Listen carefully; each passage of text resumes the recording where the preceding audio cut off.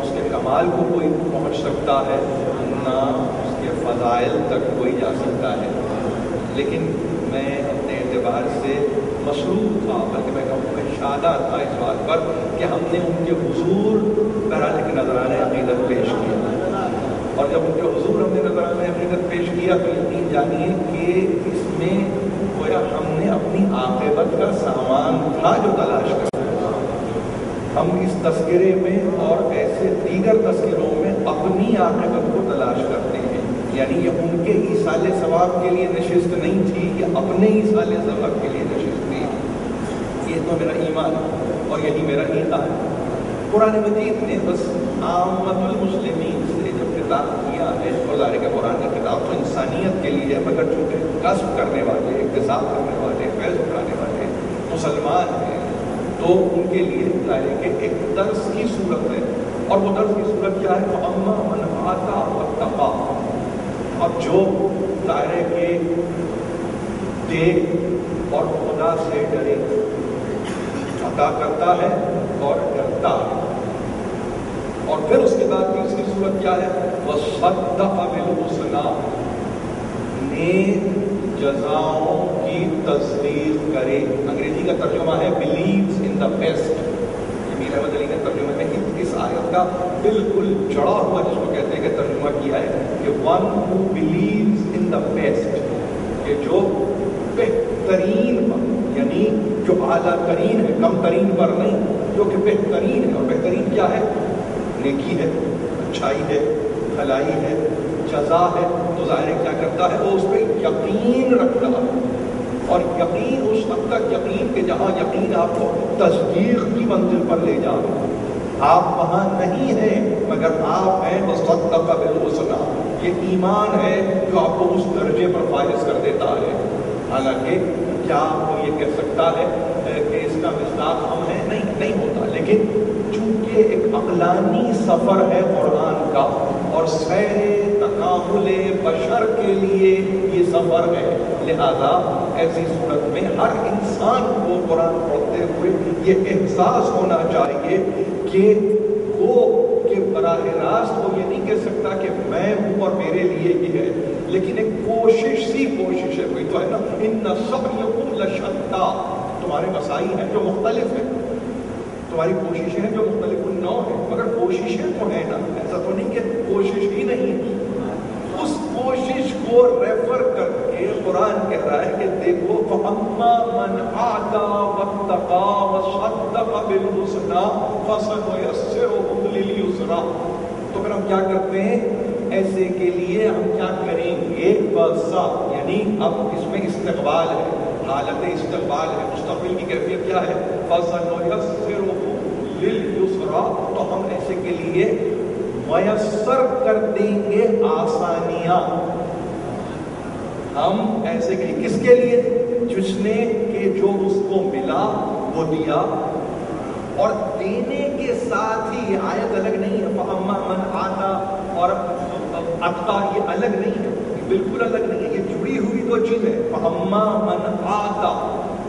اور پھر اس کی منزل یہ ہے کہ جب وہ اپنی راہوں میں آسانیاں پاتا ہے تو پھر اس کی مشکلیں نہیں رہتی.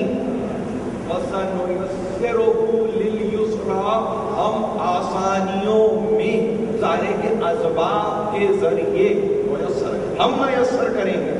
ظاہر کے اسباب آسانی کے میسر کرنے والے ہم، یعنی نسبت اپنی ذات سے بھی ہے، یہ نہیں کوشش اس کی ہے. تم نے کوشش کی، تمہارا کام تنہا کوشش کرنا. لیس للانسان الا ما سعی. انسان کے لیے کچھ نہیں ہے بجز کوشش کے. لیکن خلوص نیت، اخلاص نیت، انتہائی پاک قصد کرتے ہوئے اگر انسان کوشش کرتا ہے تو کیا ہوتا ہے؟ پروردگار اس کے فعل کو اپنے سے نسبت دے دیتا ہے اور وہ کہتا ہے کہ اب ہم اسباب مہیا کریں گے. جو اسباب آسانی کے تمہیں ہم میسر کریں گے. تم صرف کوشش کرو، تم کوشش کرو. اس کا مطلب یہ ہے کہ منزل تمہارے لیے ہم آسان کرنے والے ہیں. عطا کرنے کے بعد خوف خدا اختیار کرنے کے بعد کہیں یہ سمجھ نہ بیٹھنا کہ یہ تمہارا حق تھا. نہیں، اس کو حق نہ سمجھنا، یہ حق نہ سمجھنا جب تک تمہاری کوشش میں ہمارا فضل شامل حال نہ رہے. اصول ہے، پرنسپل ہے. اسی طرح سے زندگی ہے، اور زندگی آگے بڑھنے والی زندگی ہے.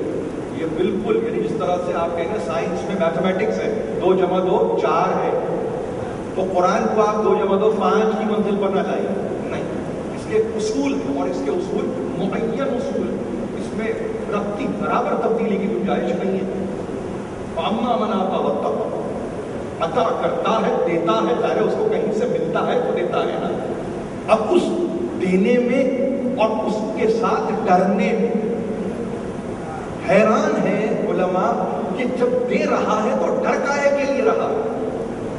بھئی دینے والا ڈرتا کب ہے؟ یہاں پر اصول ہے نا، آپ کے سامنے پوری زندگی آپ نے ٹیکس دیا، آپ خوف کس بات کا؟ آپ نے گوشوارہ بھر دیا، سب کچھ آپ نے دے دیا، اب ڈرنا نہیں ہے. یہی تو ہے نا دنیا کا قانون، آپ کی یہ تربیت کر رہا ہے دے دو تاکہ ڈرنے سے بچو. قرآن کا قانون کچھ اور ہے. دیکھیے یہ اہم مسئلہ ہے، شاید آج اسی مسئلے پر تقریر کو ختم کر دیں گے. مختصر تقریر ہے. دینا اور دے کر ڈرنا، یہ کون سی جبر کی منزل ہے کہ دو بھی اور ڈرو بھی؟ کیونکہ ترجمہ تو بالکل یہی ہے، وہ دیتا بھی ہے اور ڈرتا بھی ہے. یہ دینے والا ڈرتا کیسے؟ اور اگر دے رہا ہے تو ڈر کاہے کے لیے رہا ہے؟ یعنی دینا تو ڈر کو نکال دے. اگر وہ دے رہا ہے تو اس سے تو ڈر دور ہو جانا چاہیے تھا. یہ ڈرتا کیوں ہے؟ دنیا کا قانون گوشوارے جمع کرنے کے بعد آپ اپنے انکم ٹیکس ریٹرن جب جمع کر لیتے ہیں، ادنا سی مثال ہے، پست مثال ہے، شاید اسفل مثال ہے، لیکن کبھی کبھی ہمارے نوجوان تقاضا کرتے ہیں کہ بھائی فی زمانہ ہم زندہ ہیں، جس معاشرے میں زندہ ہے اس سے بھی کچھ تمثیل. تو تمثیل یہ ہے کہ آپ نے یہاں دیا، خوف ختم ہو گیا، اس لیے کہ آپ نے دے دیا. آپ کو بتایا کہ آپ کی تربیت یہ کی گئی تھی کہ دو تاکہ تم محفوظ رہو خوف سے. اللہ کہہ رہا ہے اما من آتا واتقا، جو دیتے ہیں اور پھر ڈرتے ہیں. اس کی صرف ایک وجہ ہے، مفسرین تمام اجماع ہے مفسرین کا اس کلام پر جو میں کرنے جا رہا ہوں، کہ وہ دیتے ہیں اور دینے کے بعد ڈرتے اس لیے ہیں کہ نہیں معلوم ہمارا عمل مقبول ہوگا بھی کہ نہیں. یعنی اعمال کی قبولیت چونکہ ذاتی مسئلہ نہیں ہے، ہم تو اس کے لیے کر رہے ہیں وجہ اللہ، ہم تو اس کی خوشنودی کے لیے کام کر رہے ہیں. جب ہم اس کی خوشنودی کے لیے کام کر رہے ہیں تو ظاہر ہے کہ سب کچھ اس کے حوالے ہے کہ اب تو چاہے تو قبول کر اور جیسے تیری مرضی، مگر نہ تیری مرضی. شکر گزاری ہر حال میں، شکر گزاری ہر حال میں. تو دینا اور دینے کے بعد ڈرتے رہنا فقط اس لیے یہ اعمال مقبول ہو جائیں، قبولیت کی منزل پر آ جائیں. یہاں ڈرنا اس لیے بھی ہے کہ وہ مال کے جو ملا کسب حلال تھا یا حرام تھا، وہ مال جو پہنچا اس کی کیفیت کیا تھی، کس طرح سے پہنچا، کس طرح سے صرف ہوا، کس طرح سے اس کو، جس کو کہتے ہیں نا انگریزی زبان کہہ لیجیے یا اردو زبان کہہ لیجیے، تقسیم کیسے کیا گیا. کیا ہم نے اپنے معاملات میں اس کی مرضی اور اس کے منشا کو پیش نظر رکھا تھا یا نہیں؟ یعنی ایک ایک قدم پر اس احتیاط کی ضرورت ہے جس کو حقیقتاً تقویٰ کہتے ہیں. تو انگریزی میں، پھر انگریزی زبان کا استعمال کر رہا ہوں کہ انگریزی میں جب تقویٰ کو ڈیفائن کیا تو یہ کہا one who guards himself against evil with full knowledge of divine laws. یہ ہے تقویٰ. وہ جو اپنی ذات کی محافظت کرے اور اس طرح کرے کہ ہر گناہ اور ہر آلودگی سے اپنے آپ کو محفوظ کرے، یہ جانتے ہوئے کہ حکم الہی کیا ہے. یہ جانتے ہوئے کہ احکام خداوندی کیا ہے. تقویٰ فقط ڈرنا نہیں ہے خامخواہ. یعنی تقویٰ کا مطلب متقی کون ہوتا ہے؟ کہ جس کی نگاہ میں قانون الہی ہو. تقی وہ کہ جو احکام خداوندی پر نگاہ رکھ کر ڈرتا ہو. یہ خوف کسی اعلیٰ اور کسی باکمال اور کسی بھاری بھرکم شخصیت کا خوف نہیں ہے. یہ یعنی آپ کو معلوم ہے نا کہ ہم کبھی کبھی اپنی اصطلاح میں کہتے ہیں کہ جس کو جتنا علم ہے وہ اتنا ہی خائف ہے. حقیقت میں علم ہی تو خشیہ پیدا کرتا ہے نا. علم ہی تو خوف خداوندی پیدا کرتا ہے نا. جس کا جتنا علم اتنا خشیہ الہی. جس حد تک جس کا علم ہو جائے اتنا خشیہ الہی. اب اگر کوئی اس کے بعد یہ کہے کہ بھائی تم آئمہ کا تذکرہ کرتے ہو اور اس کے بعد یہ کہتے ہو کہ ساری رات عبادت کرتے تھے اور سجدوں میں روتے رہتے تھے, اتنا کچھ جاننے کے بعد نہیں, علم اس منزل پر تھا کہ جہاں خشیہ بھی کمال پر تھا. خشیہ الہی کمال پر, علم کمال پر. تو وہ علم ہے جو خوف خداوندی کو دل میں جگہ دیتا ہے. جس کا جتنا علم ہے اتنا ہی خوف خدا ہے. اور جب یہاں تک ہم بات پہنچا سکے تو اب یاد رکھیے ایک چھوٹا سا مسئلہ, میں زیادہ وقت نہیں لوں گا, وہ یہ کہ آپ نے سورہ دہر کو پڑھا. میں صرف اس کی تمثیل کے طور پر, ذرا سی تمثیل کے طور پر, اس لیے کہ لوگ بڑے متفکر ہوتے ہیں خاص طور پر. فَأَمَّا مَنْ آتَى وَاتَّقَى, یعنی اس کی اعلیٰ ترین مثال 76واں سورہ ہے, سورہ دہر. 75واں قیامہ, اس سے پہلے ظاہر ہے کہ مدثر, اس سے پہلے مزمل, اور اس کے بعد ظاہر مرسلات, اور پھر نما, اور پھر پورا 30واں پارہ ہے جو آپ کے سامنے شروع ہو جاتا ہے. 76واں سورہ ہے دہر. تو اس میں ایک عجیب منزل ہے, یعنی اس کو میں نے کہا اما من آتا واتقا, یہ جو جڑے ہوئے ہیں نا دینے کے ساتھ ڈرنا, یہ دینے کے ساتھ جو ڈرنا ہے اس کو کھول کے بیان کیا ہے دہر میں. اب ہمیں اس سے دلچسپی نہیں ہے کہ دہر مکی سورہ ہے کہ مدنی سورہ ہے, ان باتوں میں ہم نہیں الجھتے, اس لیے کہ وہ کبھی بھی ہو. اگر اس کا مصداق کوئی بن رہا ہے تو پھر ہمیں نزول کے تعلق سے تکلیف نہیں ہے. یہ بھی سن لیجیے, ہمیں مسئلہ نہیں ہوتا, اس لیے کہ کبھی کبھی شان نزول ہے جو سبب نزول ہے, اور کبھی کبھی ایسا جیسے کوئی حکم چسپاں ہو گئے.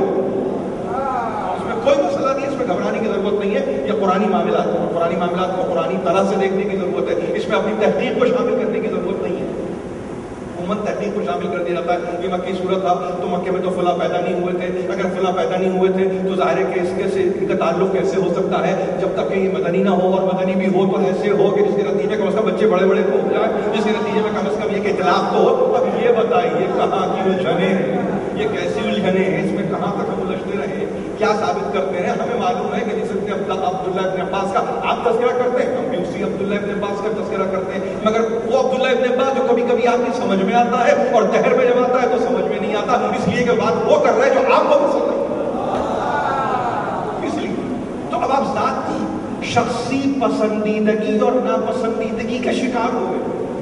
یعنی وہ اس وقت پسند آئے کہ جب آپ کے مطلب کی بات کرے, اور جب وہ حقیقت بیان کرے تو آپ کو پسند نہیں آتا. تو اس کا مطلب عبداللہ ابن عباس کا مسئلہ نہیں ہے, یہ آپ کا حقیقت سے بے اعتنائی ہے, لاپرواہی, حقیقت سے لاپرواہی کا نتیجہ ہے.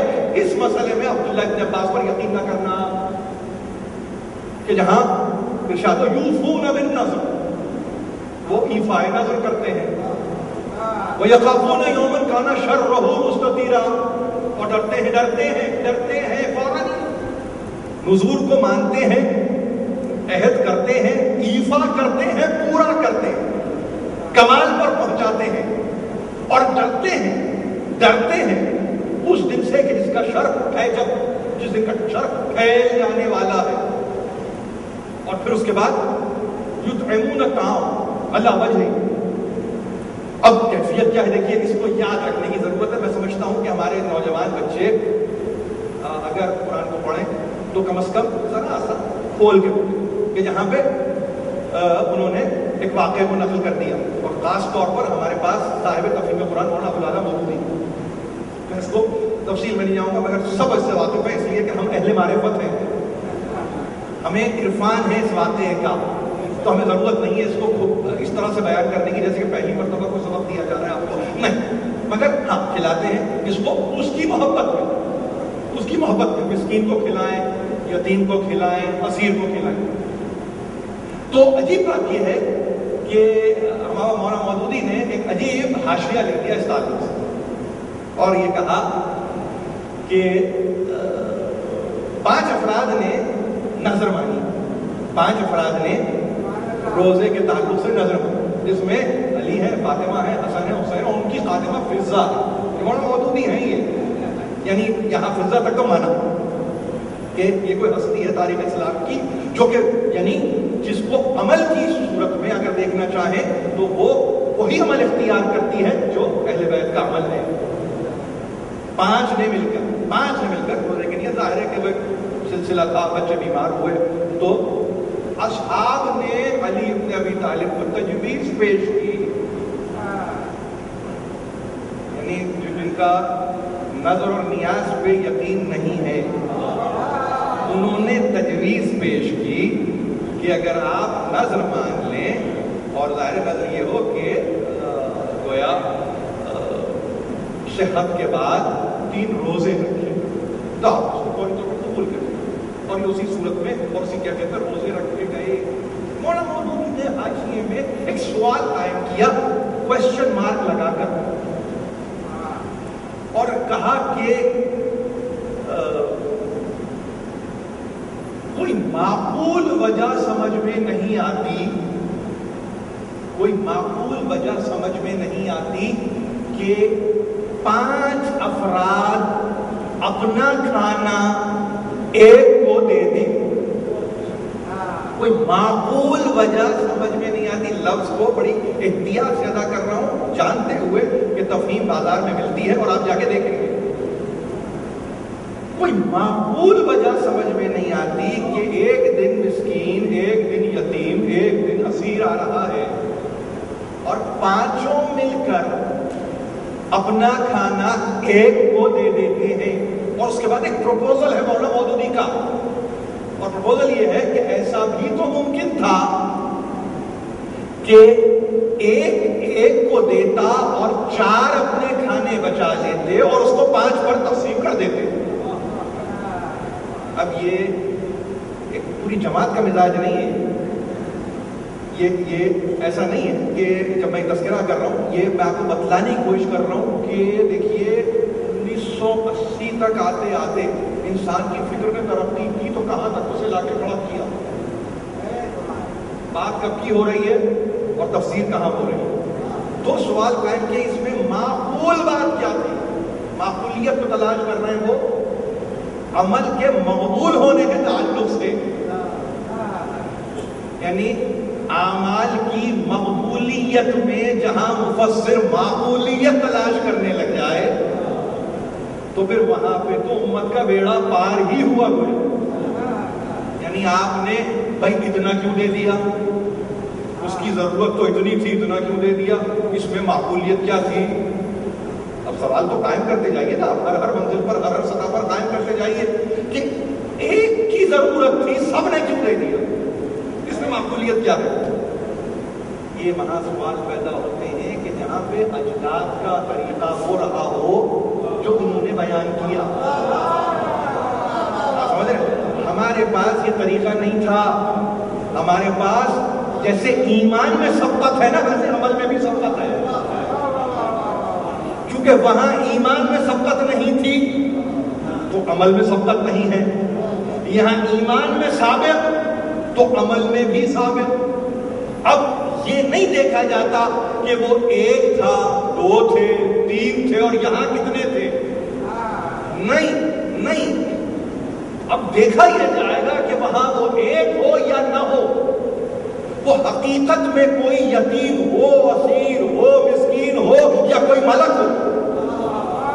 ان کا علم تو جس سطح پر ہے، لیکن چونکہ قیامت تک کے لیے مثال کو باقی رکھنا ہے، لہذا اگر یہ کہہ دیتے کہ نہیں ہم نے منع کر دیا اس لیے کہ ہمارے امتحان کے لیے وہ ملک تھا، وہ کوئی یتیم تھوڑی تھا، وہ کوئی مسکین تھوڑی تھا، وہ کوئی اسیر تھوڑی تھا، وہ تو ملک تھا، ہم جانتے تھے، ہم نے نہیں دیا۔ کیا یہ چاہتے ہیں معقولیت؟ معقولیت چاہتے کیا ہے کہ معقولیت، اب معقولیت میں انہوں نے ایکویشن فارم کر لی، اور ایکویشن فارم کر لی ہے کہ ایک کا کھانا ایک کے لیے کافی، تو یہ 5 کا ایک کو دینے کا مطلب کیا ہے؟ اب ان کو یہ بھی نہیں معلوم کہ ایک کھاتا کتنا ہے،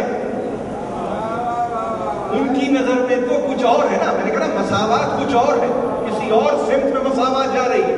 وہاں کھانے کا مطلب شکم پوری ہے، مفسر کے پاس کھانے کا مطلب شکم پوری، حلق تک کھانا، یہ ہے کھانے کی تعریف۔ لیکن جہاں نمک سے روزہ کھول کے پانی پہ گزارا کر لے تو پھر اب اس کے بعد کیا معقولیت کو آپ تلاش کر رہے ہیں؟ کاہے کے لیے تلاش کر رہے ہیں؟ انما نطعمکم لوجہ اللہ، یہ ہے اس کا جواب۔ یہ جو ہم اپنا عمل پیش کر رہے ہیں نا، اس لیے کہ ہم تمہیں کھلا رہے ہیں اللہ کی خوشنودی کے لیے۔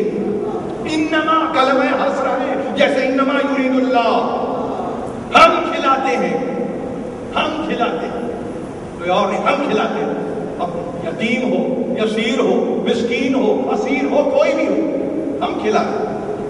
اور یہ کھلانا لوجہ اللہ، یہ خدا کی خوشنودی کے لیے، اور تم سے نہ ہم کسی جزا کے تعلق سے راستگاری کے خواہش مند ہیں اور نہ ہی شکر گزاری کے طلبگار ہیں۔ ہم نہیں، ہمیں نہ تمہاری جزا چاہیے، نہ تمہارا شکریہ چاہیے، شکرانہ چاہیے، نہیں۔ ہم جو کچھ کر رہے ہیں یہ اللہ کے لیے کر رہے ہیں۔ تو اللہ کے لیے جو کرتا ہے تو پھر وہ دائیں بائیں دیکھ کے نہیں کرتا، جو عبادتوں میں عادت ہے، نہیں، وہ دائیں بائیں دیکھ کے نہیں کرتا، وہ مستقیم دیکھتا ہے کہ میں کیا کر رہا ہوں۔ اس کو اس سے دلچسپی نہیں کہ داہنے ہاتھ پہ بیٹھا کیا کر رہا ہے یا بائیں ہاتھ پر بیٹھا کیا کر رہا ہے۔ اس کو اپنے سے فرصت نہیں ہے، اپنے سے فرصت نہیں ہے۔ جب اپنے سے فرصت نہیں ہے تو اب وہ یہ نہیں دیکھتا، آواز آئی تو ایک مرتبہ سب کے ہاتھ بیک وقت ایک ساتھ بڑھ گئے۔ اس سنکرنائزیشن کو اپریشیٹ کرنے کی ضرورت تھی کہ یہ کیسے ممکن ہے کہ ایک آواز پر سبوں نے لبیک کہا۔ تحقیق تو اس پر ہونی تھی، تحقیق اس پر ہوئی کہ معقول کیا ہے اور نامعقول کیا ہے۔ اب اللہ کے بندوں کے افعال میں معقولیت تلاش کی جا رہی ہے کہ اس میں کون سی، اور پھر اس کے بعد کہا علی اور فاطمہ کے ہوتے ہوئے کہ جو انتہائی زیرک اور انتہائی دانا ہے اور احکام الہی سے پوری طرح واقف ہے، یہ مولانا مودودی ہے۔ یہ بچوں نے کیا کیا، یہ گھر والوں نے کیا کیا علی اور فاطمہ کے ہوتے ہوئے؟ تو اس کا جواب مشکل نہیں ہے، انہی کے ہوتے ہوئے یہ ہو سکتا تھا۔ اگر آپ کے پاس وہ ہوتے تو آپ بھی یہی کرتے، لیکن کیونکہ آپ کے پاس نہ کوئی علی گزرا نہ کوئی فاطمہ رہی، تو لہذا آپ اس کے کام کرنے سے ہی خاسر ہیں۔ اور جب آپ اس کام کرنے سے خاسر ہیں تو ظاہر ہے کہ جب ہم نے آپ کے بڑوں سے نہیں پوچھا تو آپ سے کیا پوچھیں گے، اور جب آپ سے نہیں پوچھا تو پھر آپ کی اولاد سے کیا پوچھیں گے۔ جو کچھ بھی ہے توفیقات الہی کا نتیجہ ہے بس۔ اور یہی توفیقات کو سامنے رکھ کر آج کی تقریر اختتام تک پہنچاتے ہوئے صرف اتنا کروں کہ جائیے جا کے سورہ اللیل کو دیکھیے، ان آیتوں کو دیکھیے، اور اس کے بعد ہم اپنے معاملات میں جاری ہیں۔ آج پورا آدھا گھنٹہ ہے، مجھ سے کہا گیا کہ آج 30 منٹ ہے میرے پاس، اس سے زیادہ میں زحمت نہیں دوں گا، مگر پھر وہی کہ وہ جو خوف خداوندی میں سرشار ہے، پروردگار واسطہ ان ضوابط مقدسہ کا مالک اپنی توفیقات کے نتیجے اپنے فضل سے آشنا کر ہمارے بچوں کو نیک توفیق دے، نیک ہدایت دے، انہیں پڑھنے لکھنے کا شوق دے، مالک ان کو لہو و لعب سے دور کر دے، اور پروردگار ہمیں کوئی غم نہ دے سوا غم آل محمد کے، تعجیل فرما ظہور حجت۔